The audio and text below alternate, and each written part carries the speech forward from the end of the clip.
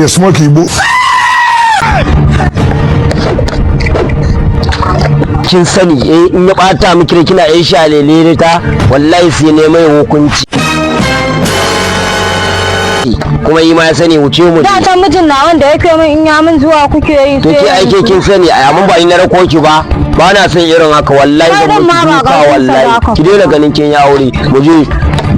Alaikum. Ai ba na san nika an bata kan wannan taware don mijin nan ya sake bata mata.